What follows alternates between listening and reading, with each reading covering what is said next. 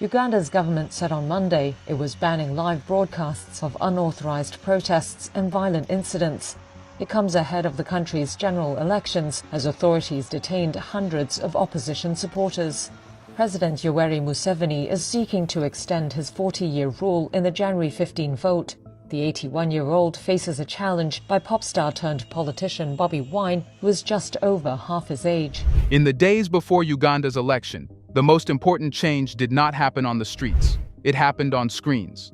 Without declaring an emergency or cutting the internet, the government quietly removed something far more dangerous to power: the ability to watch unrest unfold in real time. Live broadcasts and live streams of protests, riots, and what authorities call unlawful processions were banned just as the country moved toward a high-stakes vote. This is not Uganda's first tense election, nor the first time security forces have been accused of heavy-handed tactics. President Yoweri Museveni, in power since 1986, is again facing a serious challenge from Bobi Wine, whose support base lives online and documents everything. What makes this moment different is the strategy.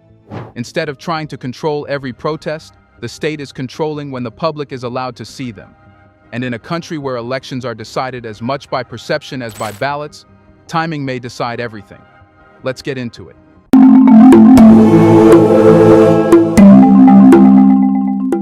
In Uganda, elections do not explode all at once. They tighten. Pressure builds quietly, through blocked rallies, sudden arrests, and police convoys appearing without explanation. The most dangerous moments are often spontaneous. A crowd forming unexpectedly, security forces reacting too fast, a single confrontation spiraling into chaos. Those moments used to be captured live by phones and cameras, forcing the country and the world to witness events together. That shared moment has now been removed.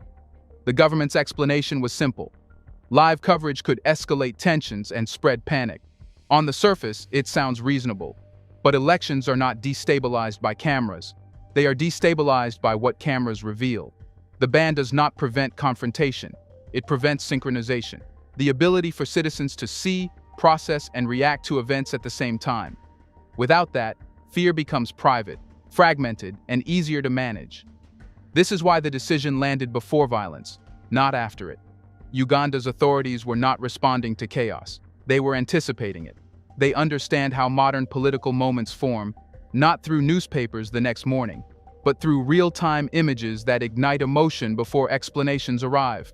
By criminalizing live broadcasting, the state ensured that any unrest would be experienced in delay, stripped of urgency, and filtered through official language before the public could absorb it. In effect, Uganda entered the election period with two timelines: one where power acts immediately, arrests, dispersals, and force, and another where citizens receive information slowly, after the moment has passed and the meaning has been negotiated. That gap is not accidental. It is the space where control lives. This is not about journalism ethics or public order. It is about removing the one thing that turns scattered incidents into a national reckoning: shared, real-time witnessing. Once that is gone, everything else becomes arguable: numbers, responsibility, even memory itself. So if unrest breaks out and no one is allowed to see it as it unfolds, who gets to decide what really happened? The answer is simple and uncomfortable. Real time takes control away from authority and hands it to whoever is watching. When events unfold live, there is no pause button for spin, no window to prepare language, no opportunity to rename what people have already seen with their own eyes. Power depends on delay. Live footage destroys delay. This is why Uganda did not ban protests outright. Banning protests would create resistance. It would confirm fear. It would draw attention. Instead, the state targeted the moment itself. By criminalizing live broadcasts and live streams, it ensured that every confrontation would happen faster than it could be publicly understood. Arrests could occur before outrage formed. Force could be used before accountability took shape. Real-time images do something uniquely dangerous during elections. They create unity across distance. A protest in one neighborhood becomes a national event within seconds. A single act of violence becomes a shared emotional experience. That is how movements grow, not from planned speeches, but from spontaneous moments captured live. Remove that connection, and each incident stands alone. Easier to isolate, easier to dismiss. Delayed footage, by contrast, is always suspect. A video uploaded hours later can be called edited. A clip shared the next day can be described as taken out of context. Even genuine evidence loses force once it is no longer immediate. The state does not have to disprove it, it only has to question it long enough for the moment to pass. That is the advantage of time. Uganda's authorities understand this dynamic well. In past election cycles, live videos undermined official statements within minutes. Claims of riots were contradicted by footage showing peaceful crowds. Denials of violence were exposed by clips showing injuries and chaos. Those moments did not just inform the public, they set the emotional tone before the government could respond. This ban is designed to reverse that order. Now, the sequence changes. First comes action. Then comes the explanation. Then comes the debate. By the time the public reaches the last stage, the outcome has already solidified. Anger fades. Attention shifts. Urgency evaporates. Control is restored. The government framed the ban as a way to prevent panic. But panic does not spread because people see events. It spreads when people sense that something is being hidden. What the ban actually prevents is immediacy, because immediacy makes lies expensive. When everyone sees the same thing at the same time, contradictions collapse instantly. In elections, whoever controls timing controls perception. Uganda's leadership has not silenced the country. It has slowed it down. And in that slowdown, power gains room to breathe, act, and settle outcomes before the public can catch up. But why was it necessary to deploy this strategy now, before a single vote was cast? Because the last time Uganda voted, the story escaped control. Not through speeches or court filings, but through chaos caught in motion. In the previous election cycle, the state believed it could manage tension the old way, through force, arrests, and firm messaging. What it did not fully account for was how fast reality could travel once cameras were already rolling. When security forces moved against opposition supporters, the world did not wait for official summaries. Phones were already live. Shots were heard in real time. People running, bleeding, screaming. These moments were not reconstructed later. They were witnessed as they happened. By the time statements were issued describing riots and disorder, the emotional verdict had already been reached elsewhere. More than 50 people lost their lives in those crackdowns. That number alone was damaging, but what truly unsettled the system was how the deaths became known. They were not introduced gently through reports or press briefings. They arrived raw, unfiltered, and immediate. Each clip made it harder to compress events into a single official narrative. Each live stream shortened the distance between state action and global scrutiny. That election taught a lesson no internal memo could ignore. Violence is manageable. Visibility is not. Force can be deployed quietly. Arrests can be explained away. But live images lock power into the moment it acts. They prevent retroactive justification. They deny authorities the chance to slow the public down. This is why the current ban is not reactive, it is preventative. Uganda's leadership is not responding to unrest, it is responding to memory. It remembers how quickly the narrative slipped away last time. It remembers how difficult it was to put the story back in its box once people had already seen too much. The calculation now is different. If confrontations happen, they must happen without a shared audience. If force is used, it must be processed privately before becoming public. If deaths occur, they must enter the conversation late, when outrage is weaker and attention is divided. This is how systems adapt, not by changing behavior, but by changing exposure. The events themselves may look familiar to those on the ground, but their national impact depends entirely on timing. Delay drains urgency. Distance dulls anger. And without live witnessing, even serious incidents struggle to cohere into a single political moment. So the ban exists because the last election proved something dangerous: that real-time truth can outrun authority. This time, the state intends to stay ahead of the story by slowing it down before it begins. But whose visibility had become so powerful that it needed to be cut off before the campaign even reached its climax? Let's pause for a second to say big thank you to the Black Culture Diary community, where Black voices, stories, and legacies are preserved and amplified. By becoming a member, you're not just supporting the channel, you're becoming part of a powerful cultural movement. Let's continue. The visibility that alarmed the state belongs to a movement that does not depend on newspapers, state broadcasters, or official platforms. It belongs to the opposition base built around Bobi Wine, a movement that learned early that survival depends on documentation. Phones are not accessories in this space, they are shields. Live streams are not entertainment, they are evidence. Unlike traditional opposition figures who relied on rallies and press conferences, this movement grew inside Uganda's digital bloodstream. Arrests were filmed, blocked roads were streamed, police raids were shown as they unfolded. Supporters understood something fundamental. If an incident is seen live, it cannot be quietly buried. If it is delayed, it becomes debatable. That understanding turned cameras into political tools. This is why the ban hits asymmetrically. The ruling establishment does not rely on spontaneous visibility. Its power is institutional, slow-moving, and protected by official channels. But the opposition's strength lies in speed and exposure. It turns isolated encounters into national moments before they can be contained. That is precisely what the ban disrupts. The challenge posed by this movement is not numerical, it is perceptual. It forces the state into reaction rather than narration. When supporters go live, the government no longer speaks first, it responds. And responding is always weaker than defining the moment from the start. This becomes especially dangerous for a leader like Yoweri Museveni, whose rule stretches back to 1986. Longevity brings experience, but it also brings rigidity. Systems built over decades are designed to manage institutions, not viral moments.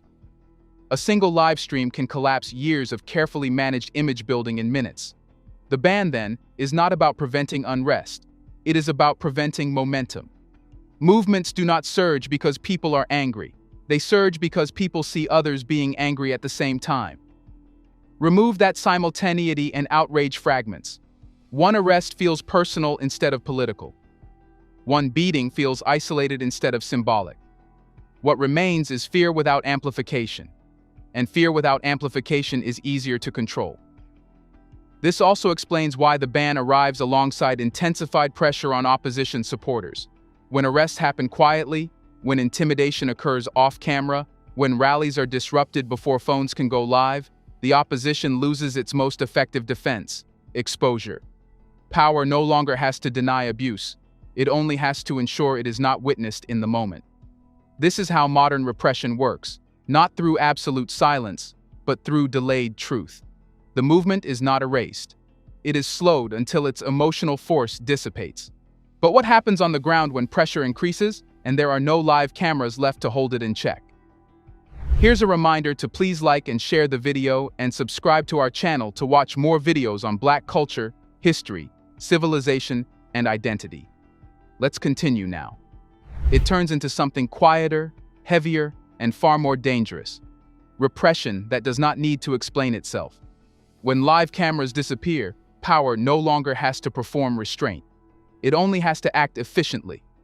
This is where Uganda is now. Away from the screens, security operations have intensified. Hundreds of opposition supporters have been detained in the run-up to the vote. Many were picked up not at rallies but at homes, on roads, or in small gatherings that never made headlines. Without live footage, these arrests do not become moments. They become statistics, if they are counted at all. Human rights groups have filled some of the silence. Amnesty International has described a brutal campaign of repression unfolding ahead of the election, detailing arbitrary arrests, beatings, and torture of opposition supporters. These are not allegations made in the heat of protest. They are documented patterns reported after the fact. But reports arrive late. They are read slowly. They do not shock the way a live image does. This is the environment the broadcast ban creates, a gap between action and awareness. Security forces can move decisively, knowing that any evidence will surface later, when urgency has faded and public attention has shifted. Even when abuses are eventually confirmed, the political damage is limited because the emotional peak has already passed. The situation of Kizza Besigye illustrates this perfectly. Once the most prominent challenger to the presidency, he has remained in prison for more than a year on treason charges he denies. His detention no longer dominates the political conversation, not because it is insignificant, but because it has become static. Without constant visibility, Even the imprisonment of a major opposition figure fades into background noise. This is how prolonged control works. Not through constant spectacle, but through normalization. Arrests become routine. Detentions lose urgency. Fear spreads privately instead of collectively. People calculate risk individually rather than moving together. Live cameras interrupt that process. They turn routine repression into a crisis. They force decisions into the open, remove them, and pressure can build steadily without triggering a single defining moment. The broadcast ban, then, is not just about the media. It is about insulating force from consequence. It allows the state to apply pressure incrementally, confident that no single action will ignite nationwide outrage in real time.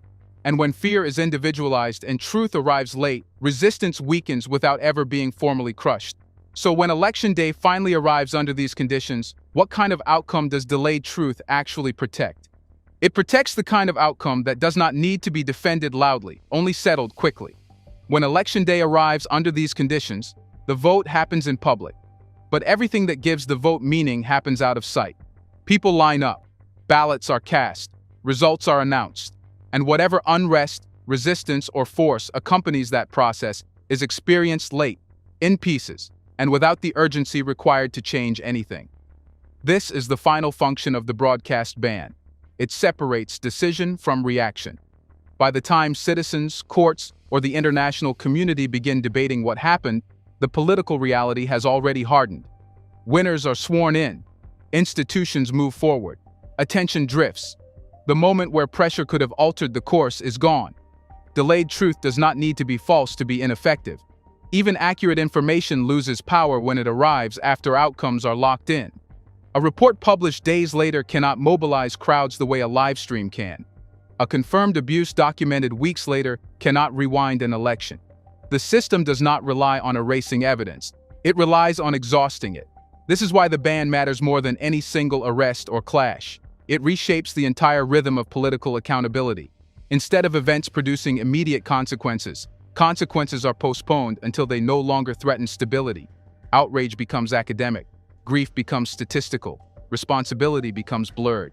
The election then becomes less about persuasion and more about endurance. Those in power only need to hold the line long enough for time to do the rest. Silence does not have to be absolute. It only has to be timely. And this is what makes the move so effective and so dangerous. It does not announce itself as repression. It presents itself as an order. It does not look like panic. It looks like preparation. By the time people realize what has been lost, the shared present, the ability to witness together, it is already too late to recover it. Uganda's election will be counted, certified, and archived.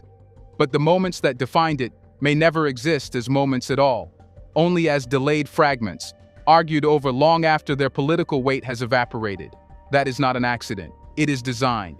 Because when power controls not just what happens, but when it is allowed to be seen, it no longer needs to win the argument. It only needs to win the clock. If democracy depends on citizens witnessing their own political reality in real time, what remains when that time is taken away? Let us know in the comments section what is going to happen now. Do you want to watch more videos like this one? If so, subscribe to our channel and press the bell icon next to it. We have decided to bring videos on something nobody talks about: the Black culture, civilization, history, and evidence about how glorious Blacks have been. Thanks for watching, and until the next video, stay tuned.